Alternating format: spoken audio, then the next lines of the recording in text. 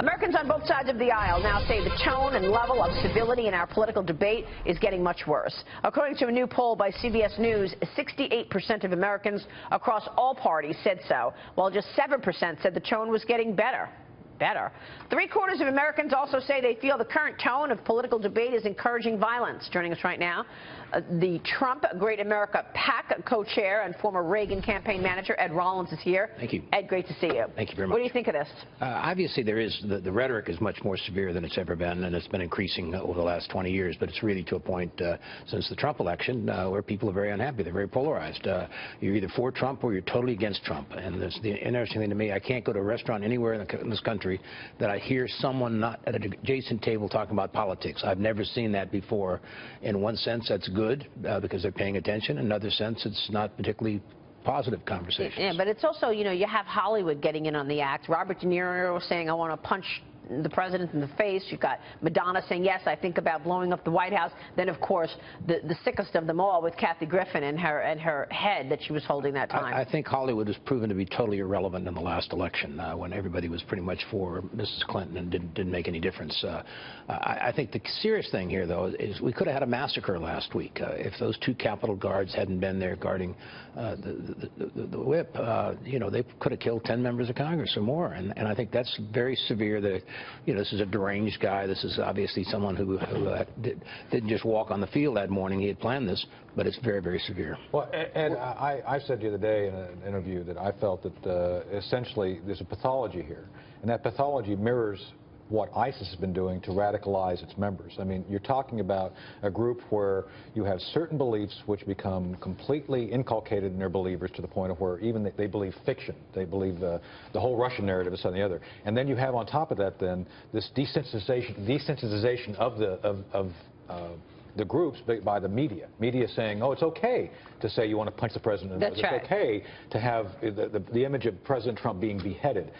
And then that leads then to people acting out. So I believe that we're on a path of seeing more of this sort of thing based on the fact that the left refuses completely to acknowledge the fact that they're radicalizing individuals to act. Well, the bottom line is both sides have got to tone it down a little bit. There's some very serious issues we have to debate in the very near future. The irony is we're having a congressional race today that's the most expensive race in the history of the country. Over $50 million has been spent on a congressional race. And just to put that in the proper perspective, when I ran Reagan's 49-state victory, we spent $40 million. It was a publicly financed campaign. $50 million in a singular congressional campaign. I ran the congressional committee a number of years ago, and my whole budget wasn't $50 million surveying across the country. So the irony here is this is going to be interpreted as a Trump victory or a Trump defeat, in which Trump really didn't play very much of a part. The Democrats running as a new Democrat, Karen Handel's run a very effective race and it started to close. I can't tell you who's going to win, but it's a dead-even race today with more money spent than ever before. It's incredible. And by the way, John Ossoff doesn't even live in the district, right? No, he's two hours outside the district. And although Trump had little to do with this race, what does this mean for the Trump agenda going forward? Specials are always overinterpreted, and they're totally different. There's always 5 or 6 specials every cycle between elections. But this clearly will, if Handel wins, the Trump people certainly will justifiably argue to their benefit. If not, the Democrats will argue this is a rejection of Trump, even though Trump really wasn't debated very much in the course of this campaign. This is a Republican district all the way back to Newt Gingrich. This was Newt Gingrich. This is the district he first won. That's right. The demographics have changed slightly, and I don't think you should overinterpret it, but it's an Atlantic district. It's a big media market, but it's something to watch very closely. James. I'm just wondering, this Ossoff message, he's a former staffer for a very liberal Democratic member of Congress. He's raised money from Democrats all around the country, calling himself independent. When people asked him if he supports Nancy Pelosi, he said he hadn't given it an ounce of thought. Is that possibly true? No. And is he possibly an independent? No. And I promise you, if he gets elected tomorrow or tonight, which I hope doesn't happen, he'll be playing Nancy Pelosi will be the first words out of his mouth. It'll be thank you, Madam Leader. Where do I sit? And how do I vote? And I think that's the key thing. Do you think it's working? It's worked there. I mean, again, it's not as much a Republican district as it used to be. Trump carried the district by about 2 points in the fall. And again, I don't want it to be overinterpreted. I just think it is going to have an impact on recruiting, and it's certainly we're going to talk about for a few days here, but it's not the end game. Wow, it's a real dead heat. And voters are also headed to the polls in South Carolina and the South Carolina 5th District.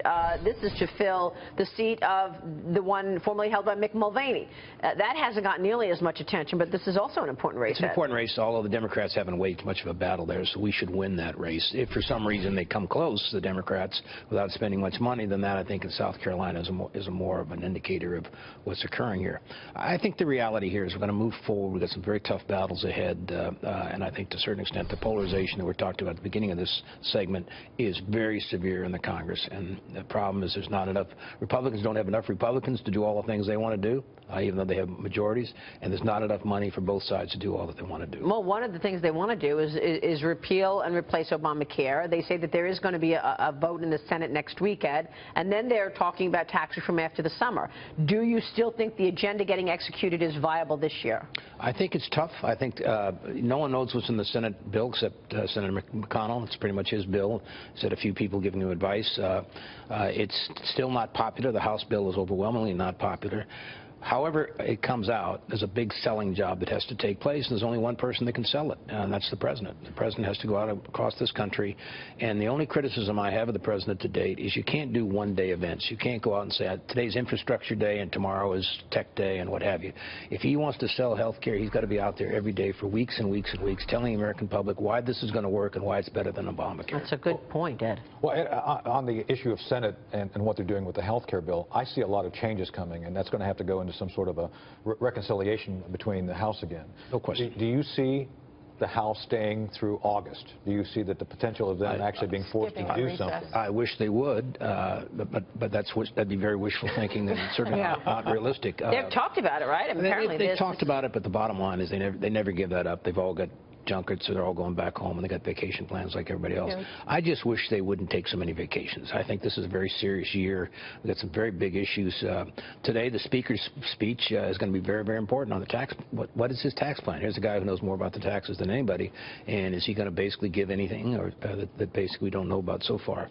I think getting this tax plan through tax reform is critical. I think health care is important, but I think tax is critical. It's also critical for the stock market, and we're reaching all-time highs because of tax reform may happen. But it's the hope as opposed to, and so if for some reason if we go the next 2 months and we don't think it's going to happen, I think market's going to change. Well, it's also the Republicans' political survival next fall is they got to get the economy growing faster. That's the promise the president made. The rest of it's totally irrelevant. The international stuff that he's all dealing with is critical as part of any president's responsibility, but what he promised the American public is, I'm going to fix the economy, I'm going to create jobs, your life's going to be better, and there's a whole lot of stuff has to happen before that happens. It's what is going to lead voters in 2018 for the next group of elections. Do you think voters will remember the way that the left has been obstructing and basically pushing back on the agenda that America voted for in November? I think the problem is you have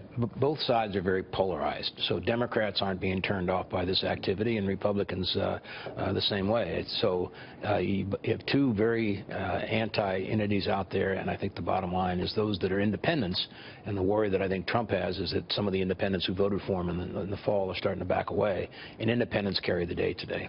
Okay, and just given that we had this attempted assassination last week, do you think it's time for Democrats to stop calling themselves the resistance? Yeah. As if they're French freedom fighters battling the Nazis? I think it's very, very important that the rhetoric get toned down. I mean, you can go fight on the floor and make whatever kinds of comments you want, but you've got to stop this personal attack, and you've got to quit basically making enemies out of the opposite side. Part of the breakdown, I've been around the game for 50 years, is it used to be there was social. You could still fight, you could still be partisan, but you go have a cup of coffee. Go have a cup of coffee or a drink or dinner or what have you. You get to know each other's families, and you realize we're all Americans. Today, they don't sit together, they don't talk together, the staffers don't mix together, and they just are polarized. They hate each other, and that's a terrible place to be. Well, I mean, listen to Chuck Schumer yesterday saying that they're passing something in the dead of night, as if nobody remembers the way Obamacare was passed and stuffed down everybody's throat. Pelosi said, you'll find out what's in the bill when it's passed. That's what Nancy Pelosi said. And unfortunately, all those words are going to come back this time if we don't do it differently, and that's my concern at this point in time. I think we've got to get this thing drafted. I don't have any problems with Senator McConnell on doing it. I just think it has to get very open. We've got to have a big debate on it. People have to know what this is all about. If not, we'll pay a very heavy price. And we'll give Chuck Schumer more than 10 hours to see what's in the bill. He wants more than 10 hours. That's what he said as well. Ed, great to see you. My pleasure. Thank you so much. Great insights, as always, from Ed Rollins. Coming up.